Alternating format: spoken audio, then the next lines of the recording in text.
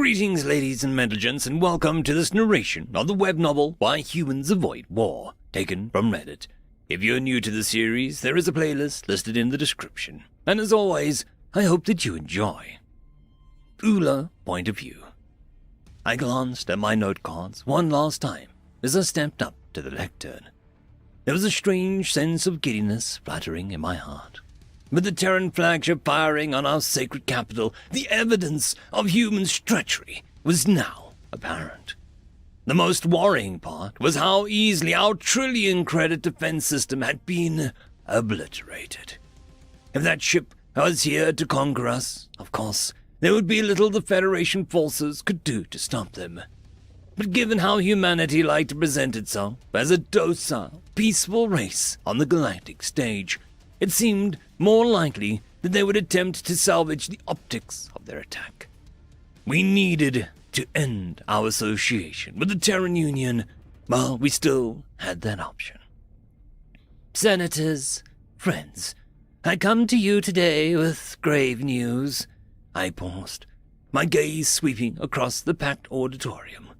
It seemed that all of the representatives were present, barring the empty seat reserved for the Zanuck ambassador. Our capital defenses were savagely bombed by the invading Terran ship, which has deployed ground troops as we speak.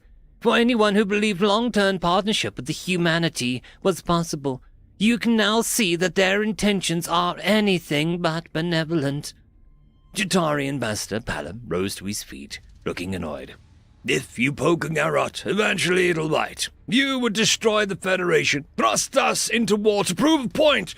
Madam Speaker, remember that you brought this upon yourself. Leave it to the military species to jump to humanity's defense. Their brains were both wired for aggression, so no wonder they understood each other. Palom's analogy was unfitting, unless his implication was that humans were not sapient. Garrots were non-sentient predator species indigenous to the Chari homeworld that had been domesticated to herd cattle. If I didn't know better, I would say that sounds like a threat, I hissed. This is not about proving a point. This is about a bloodthirsty species that has weapons that pose an existential threat to our society. If raising legitimate concerns about humanity and trying to distance ourselves from them is a crime, then I am guilty. The Federation will never throw its lot in with the planet of murderers and liars. Not under my watch. Many of the representatives were signaling agreement with their body language as I spoke. The Jatari ambassador appeared to struggle for a response before returning to his seat, shoulders slumped in defeat. While Palom's immediate protest was no surprise, what was shocking was that the human ambassador hadn't said a word. A quick glance in her direction found her leaning forwards in her chair, watching me with unblinking eyes. An involuntary shudder went down my spine, and I threw a deep breath to calm myself. If you believe that a species we now know as the history of systemic genocide, bloody wars, and tyrannical regimes can change, then you will vote for them to remain in the Federation. I drew closer to the microphone, dropping my voice to a low whisper. All I wanted was for you to see that, for all of their lies and grand speeches, they have not changed. It was always a matter of time before they would turn their sights on us. I was rather taken aback when Ambassador Johnson stood, slowly clapping. Her applause seemed sarcastic in nature, especially with the smirk plastered on her face. I sighed, tapping her hoof with annoyance. Ambassador Johnson, do you have something to say? It is your right to reply, at least while Earth is still a member planet. I have plenty to say, but the question is whether any of you will listen, she replied. First off, the missile launch against your defense station was unauthorized. You're saying that your ship went rogue. That is not exactly reassuring, I pointed out. What happens when the next one of your crews decides to go rogue? The human glared at me. You directly provoked a civilian assault on our embassy, and yet you throw stones. Terran government condemns Commander Rykov's actions, but it is a clear case of self-defense. Show the logs from the station's computer, Madam Speaker. You won't, because they show that you fired on the ship first. A series of anxious murmurs rippled across the chamber, and I could tell Ambassador Johnson's words had planted seeds of doubt in some attendees' minds. I considered challenging the notion that our station had fired first, but I suspected that she would not make the claim without evidence. If the humans persuaded the representatives that it was a clear case of self-defense, there was a chance that she could sway enough of the votes in her favor. The civilians acted on their own accord. I simply outright said humans weren't welcome here, condoned a race riot, and look, you're not disagreeing that our ship was fired upon. I concede that the orbital laser launched one volley against your vessel, but they were trespassing in our space and refused to leave. You do understand that the highest-ranking general in the Federation was amongst the passengers, and that the ship was tasked with transporting him to the embassy, right?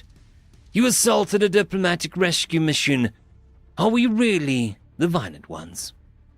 I could sense the balance in the chamber shifting, and I cursed under my breath. Human diplomats were known to have a way with words, and excelled at backing their opponents into a corner. It was a struggle to maintain my composure, faced with such accusatory rhetoric. But I knew, if I lost my temper, it was equal to defeat. Yes, you are the violent ones. Care to comment on your history?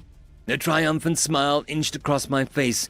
There was no way the ambassador could defend their species' past actions, which, by galactic law, could be classified as crimes against sentience. Your so-called world wars and the brutal instance of ethnic cleansing. I've done my research since you launched that nanite bomb. Ambassador Johnson broke eye contact, a troubled frown crossing her lips. We regret those years deeply. Humanity had to learn the hard way that violence is not the answer, and we nearly destroyed ourselves in the process. For all the time that you've known us, we have not been that species. I urge you to recall all the good that we have done in our history with the Federation, not just the evil of our primitive years. Who accepts the most refugees of any planet each year? Who sends medics to help both sides of a conflict? Who sponsors bills on sentient rights and wrote the galactic laws concerning war crimes? I don't know what else we can do to prove that we are peaceful. You can stop building nanite bombs for one. We only use those to protect our friends. That's right. Even after all of this nonsense, we still see you as friends. The time for your games is over, Madam Speaker. We have bigger problems on our hands, fighting a homicidal AI. Instead of sabotaging us at every turn, why don't you try and help us?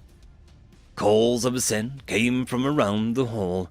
I gritted my teeth in frustration. For every point I made, it seemed the ambassador had a pre-prepared response at the ready. There was no way I could tolerate the Terran Union's presence amongst us any longer. Humans were despicable creatures. How did the others not see the truth, even after an attack on the capital? As I was trying to think of a response, a panicked Julie messenger burst into the chamber.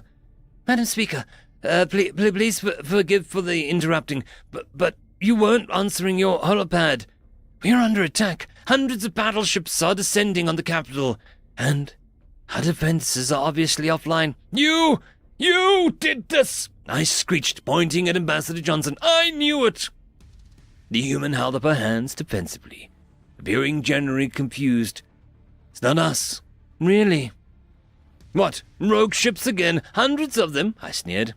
They're not Terran Union ships. In fact, their transponders identify them as, ours, the messenger said.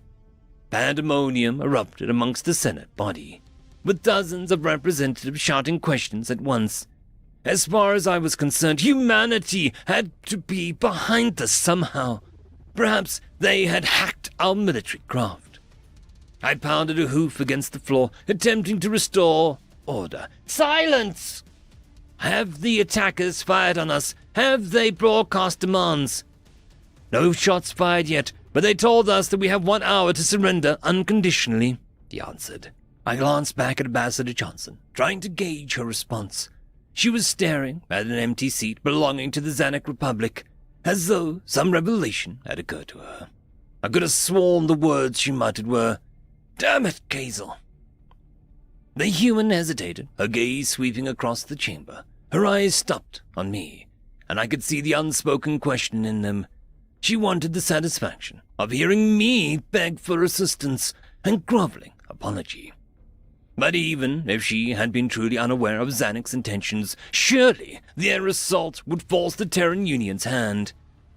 "So, what are you going to do, Ambassador? Seize this chance to take us over?" I asked, voice dripping with contempt. Ambassador Johnson snorted. "You have a funny way of asking for help." A bitter laugh rumbled in my throat. "Why would you help us?" "Because, as I've been telling you, we're not what you think we are. Now, I have a call to make to a certain commander. That invading flagship might come in handy. She's got quite a few tricks up her sleeve." After a brief moment of hesitation, I gave the ambassador a grudging nod, a human gesture, which was a concession of its own. I didn't trust the offer of assistance from humanity of all species, but under the present circumstances, there was no choice but to accept it. It remained to be seen if the Terran Union would confront its greatest ally, but I wouldn't be holding my breath. End of chapter.